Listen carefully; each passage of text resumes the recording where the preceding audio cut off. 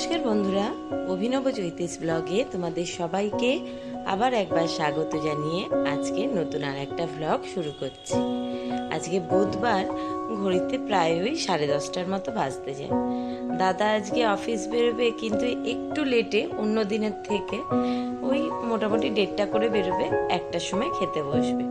তো আজকে সকালবেলা রিক তো স্কুলে বেরিয়েছে, ওর জন্য একটুখানি অল্প করে আলু পোস্ত করে দিয়েছিলাম আর ডিমের অমলেট একটু গরম ভাতে ঘি দিয়ে খেয়ে বেরিয়েছে।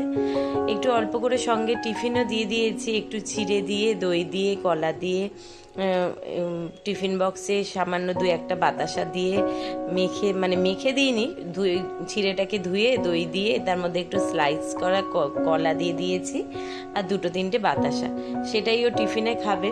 ওর পেটটাও একটু কয়েকদিন গরম হয়েছে, শরীরটাও কয়েকদিন আগে ঠিক ছিল না, তাই একটু মাঝে মধ্যে তো উল্টোপাল্টা খাওয়া হয়েছে। তারই মধ্যে ছেলে আমার যদিও এই সমস্ত খেতে খুব একটা পছন্দ করে না, কিন্তু কখনো সখনো দিলে নাও করে না, খেয়ে নেয়। তো সেই জন্যে ওকে টিফিন দিয়েছি, ওর আসতেও আজকে লেট।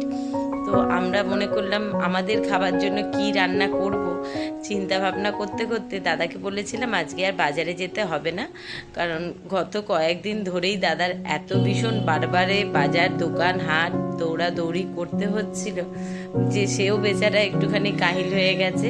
আর তার চেয়েও যেটা আসল সত্যি কথা, সেটা লুকিয়ে লাভ নেই, আমি আজকে একটুখানি রান্নাতে ফাঁকি মারতে চাইছিলাম। তা যে সেটা রান্না করব না, বসে থাকবো তার জন্য না, কারণ হচ্ছে কি, এই যে জন্মাষ্টমীতে গেল, ঠাকুরের এত বাসন কোসন পড়ে রয়েছে।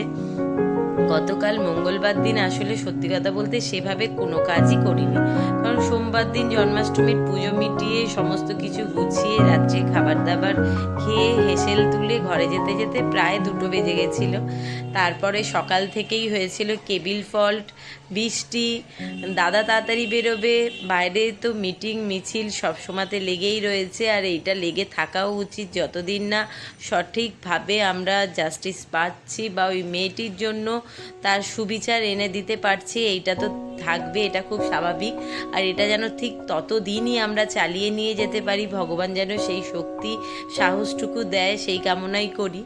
তো যার জন্য দাদাকেও তাড়াতাড়ি বেরিয়ে যেতে হয়েছিল। গতকাল সেভাবে কোনো কাজ রান্না করিনি, আগের দিনের যা ছিল খাবার দাবার সেই সমস্ত মিলিয়েই খাওয়া দাওয়া হয়ে গেছিল।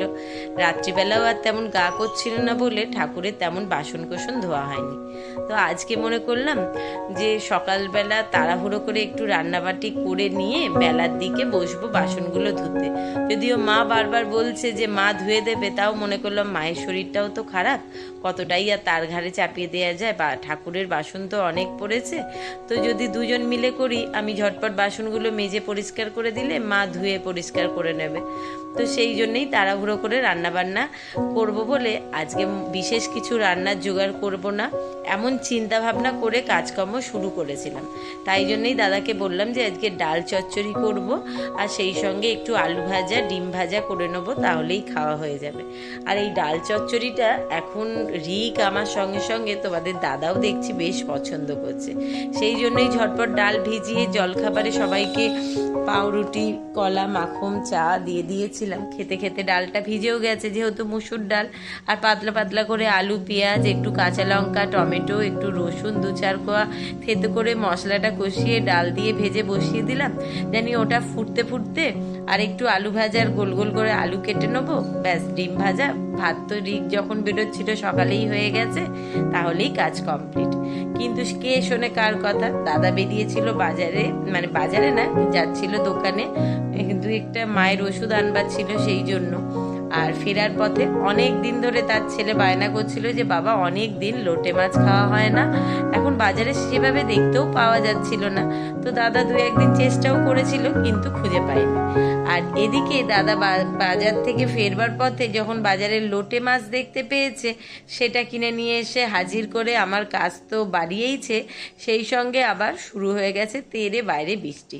এই বৃষ্টিটা যে এতদিন বলছিলাম বৃষ্টি হচ্ছে না শুরু হয়েছে, তাতে বেশ খারাপ যে লাগছে তা না, শুধু একটাই আমার চিন্তা, ডেলি 1 ঘন্টা করে রোদ উঠুক, জামা কাপড়গুলো একটু যেন আমি শুকোতে দিতে পারি। এত জামা কাপড় ঘরে চতুর্দিকে ঝুলছে, আর বারান্দাটায় তো যাওয়ার উপায় নেই। মানে রোজকার জামা কাপড়, অফিস স্কুলে তাদের যেগুলো পরে যাচ্ছে সেগুলো কাচা, এত জামা কাপড় হয়ে গেছে, বেশ অস্বস্তি হচ্ছে। তো যেহেতু মা ছিল, সকালবেলার দিকটা মানে সেরকম বৃষ্টি না পড়লে রোদও অল্প ছিল না, তো বাইরে দিতে খানিকটা হাওয়ায় টেনেছে, ওগুলো মা তুলছে। আর এই যে এখানে সকালবেলা রিকের জন্য একটু আলু পোস্ত করেছিলাম, ছোট ছোট 2টো আলু দিয়ে। রিক একটু খেয়ে বেরিয়েছে, আর এইটা রেখে দিয়েছি দাদার জন্য। মা আর বলেছে আলু পোস্ত নেবে না। এই যে এখানে ভাত হওয়াই আছে। তো রিক আবার সেদিনকে পুজোতে আমার একটা কাজ বাড়িয়ে রেখে দিয়েছে, তেলটা আমি লুচি ভাজার তেলটা আলাদা জায়গায় সরিয়ে রেখেছিলাম, যে ওটা পরে কৌটোতে ঢালবো। উনি বাবু ওটাকে নিয়ে গিয়ে ফ্রিজে যেখানে মাছ থাকে সেখানে ঢুকিয়ে দিয়ে তেলটা আঁশ করে কাজ বার দিয়ে দিয়েছে। তো মনে করলাম তেলটা যখন আঁশ হয়েই গেছে তখন আর কি করা যাবে, রান্নায় দিয়ে দিয়ে কাজে লাগিয়ে নিই, ওই জন্য ওটা বার করে রেখেছি। আর ওদিকে ভাত তো হয়েই গেছিল অনেকক্ষণ আগে, মানে সেই সকালবেলাতে। ডালটাও হয়ে গেছে, ডিমের ভুর্জি দিয়ে ঘি কাঁচা লঙ্কা দিয়ে সামান্য একটুখানি গরম মশলাও দিয়েছি আজকে, যে দেখি গরম মশলা দিয়েও সেন্টটা কেমন লাগে, দিয়ে নেড়ে চেড়ে ঢেলে নামিয়ে নিয়েছি। আর এই যে এখানে লোটে মাছ এনেছে পুরো 1 কিলো। চলো আবার কাজে নেবে পড়া যাক। আমাদের হাতাখুন্তির যুদ্ধ তো সারা জীবন চলবে, এগুলোকে ধুয়ে পরিষ্কার করে আবার এইটা রান্নার তোড়জোড় শুরু করতে হবে। আর লোটে মাছটা যেটা সব থেকে মেন ব্যাপার হয়, আমি মানে একবার আগে একটুখানি ভাপিয়ে নিই, তাহলে কি হয়, কাঁটাগুলো খুব সহজেই তুলে ফেলে দেওয়া যায়। যদিও লোটে মাছের কাঁটা ভীষণই নরম, এটা আলাদা করে বাছবার দরকার পড়ে না, কিন্তু ওই যে আমার ঘরে ভীষণ বড় বড় সমস্ত খাদ্য রসিক বাবুরা রয়েছে, তারা আবার বিশেষ করে তো রিক বাবু, তার মুখে কাঁটা পড়লে ভীষণ অস্বস্তি হয়।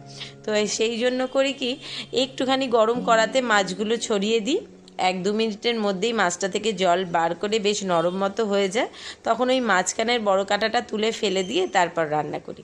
এতে অবশ্যই আরেকটাও সুবিধা হয়, মাছটা যতক্ষণ এখানে সেদ্ধ হতে থাকে ঝটপট করে ততক্ষণে পেঁয়াজ রসুনের মশলাটা করতে থাকি, আর মাছের কাঁটাটা ছাড়িয়ে জলটা ফেলে দেওয়ার পর মশলাটা কষিয়ে নিলে মাছটা হয় ঝটপট। যখন কাঁচা মানে মশলাটা কষিয়ে কাঁচা মাছটা রান্না করলে সেটার আবার জল টানাতে আরও বেশি অনেকটা সময় লাগে। এই যে এখানে পেঁয়াজ রসুন রেডি করে রেখেছি, আর মাছটাও বেছে মানে মাঝখানের বড় কাঁটাগুলো ফেলে ছাড়িয়ে পরিষ্কার করে নিয়েছি। চলো এবার আমার সেনাপতিতে আর কেউ নেই, একা একাই যুদ্ধে নামতে হবে। আর এই সংসারের যুদ্ধ সারাক্ষণ চলবে, কিন্তু সব থেকে আমার একটুখানি আজকে বিরক্তও লাগছে। একটা চিন্তা ভাবনা করে কাজটা গুছিয়ে রেখেছিলাম, যে আজকের দিনটা রান্নাটা খুব হালকা রেখে এই ফাঁকে ঝটপট করে বাসনগুলোকে তুলবো, কিন্তু সেটা তো এবেলা হয়ে উঠবে বলে মনে হচ্ছে না, কারণ পেঁয়াজ রসুনটা দিয়ে মশলাটাকে কষিয়ে মাছটা রান্না করতে তাও তো 1/2 ঘন্টা মতো সময় যাবেই, কিন্তু যতক্ষণ না ওই বাসনগুলোও তুলতে পারবো মেজে ধুয়ে, ততক্ষণ মাথার মধ্যে এই চিন্তাটা থাকতেই থাকবে, মানে ঘুরবে কতক্ষণে বাসনগুলো ধোবো, ধুয়ে পরিষ্কার করে মুছে সেগুলোকে জায়গায় তুলবো, তবে গিয়ে মাথাটা ফাঁকা হবে। যাই হোক, যেহেতু এই মাছে একটুখানি তেল মশলার পরিমাণটা বেশি দিতে হয়, খেতে রিকের সঙ্গে সঙ্গে আমিও দারুণ ভালোবাসি, এখন তোমাদের দাদাও একটু আধটু খায়। আগে তো দেখলেই বলতো থাক আমাকে দিতে হবে না, ওটা তোমরা ভালোবাসো তোমরাই খাও। বাবু আমাদের জন্য কিনে আনতো, বাবু মাও খুব একটা খেত না, কিন্তু যেহেতু এটা আমার বাপের বাড়িতেও কখনো সেভাবে খাওয়া হয়নি, কারণ আমার বাপের বাড়িতেও এই মাছ খুব একটা খেতে পছন্দ করে না, বা কখনো রান্নাও হতো না। আমার বান্ধবী একবার এই মাছটা অতি যত্ন করে সুন্দর করে রেঁধে আমাকে খাইয়েছিল, আর সেই থেকেই আমি আর রিক দুজনেই খেতে ভালোবাসি। তো কড়াতে একটুখানি বেশি করে তেল দিলাম, এই মাছটাতে একটু তেল বেশি যায়, মশলা বেশি লাগে, কিন্তু টেস্টও বেশ ভালো লাগে। বড় বড় 3টের মতো পেঁয়াজ দিয়েছি, আর রসুনও দিয়ে দিয়েছি মোটামুটি 18-20 কোয়ার মতো, একটু বড় বড়ই রসুন ছিল। তো একটু তেলে ভালোভাবে গোটা গরম মশলা ফোড়ন দিয়ে পেঁয়াজ রসুন আদা টমেটো কাঁচা লঙ্কা একটু ঝাল ঝাল হলে খেতে বেশি টেস্ট লাগে। আর এখন ঝালটা যেহেতু অল্প অল্প খাওয়া শুরু করেছি, আগে তো একেবারেই ঝাল খেতাম না, আর আমাদের সঙ্গে সঙ্গে রিকও একটু একটু ঝাল খাওয়া শুরু করেছে। কথাটা হয়তো একটু ভুল বললাম, আমাদের সাথে সাথে না, বরং রিকের সাথে সাথে আমরা একটু ঝাল খাওয়া শুরু করেছি। কারণ রিক বাবু তো এখন তার হাজার বন্ধু বান্ধব, এই বন্ধু এই টিফিন আনছে তো ওই বন্ধুর সঙ্গে চলে যাচ্ছে অমুক জায়গায় খেতে। মোটামুটি এরিয়ার চত্বরে যত ফাস্টফুডের ভালো দোকান, কোন দোকানের কচুরি ভালো, কোন দোকানের সিঙ্গারা, কোথায় জিলিপি, তো কোথাও হচ্ছে বিরিয়ানি, সমস্ত খবর তার কাছে থাকে। আবার কোন দোকানে কোথায় ভালো ফুচকা পাওয়া যায় সেটাও তার কাছেই খোঁজ মেলে। তো সেই থেকে একটু আধটু ও ঝাল খাওয়া শুরু করেছে, আর সেই সঙ্গে সঙ্গে আমরাও। এখানে পেঁয়াজ, রসুন, আদা, টমেটো, কাঁচা লঙ্কা দিয়ে ভালোভাবে মশলাটা কষানো হয়ে গেছে। আর এরপর এর মধ্যে মাছটা ঢেলে দেবো।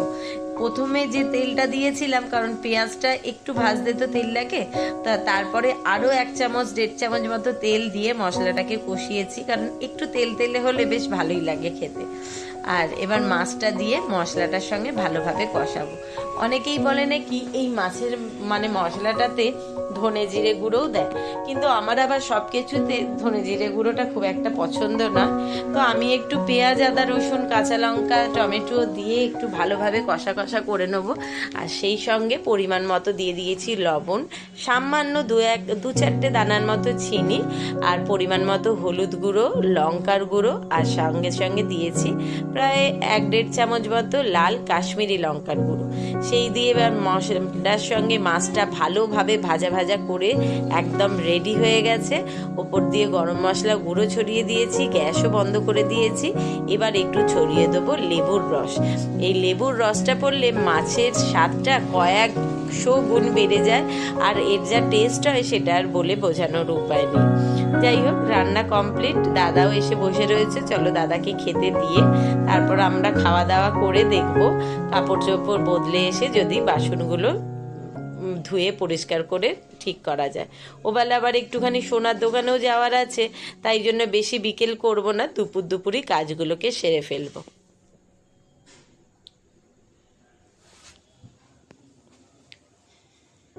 রিক পড়ে আস্তে আস্তে মনে করলাম দাদা বাড়িতে এসে গেছে। আমি আর মা দুজনে এসেছি সোনার দোকানে। জন্মাষ্টমীর জন্য বলেছিলাম না যে গোপালের জন্য কয়েকটা গয়না নিয়ে গেছিলাম, তো তাতে দেখলাম দুটো ভুল হয়েছে।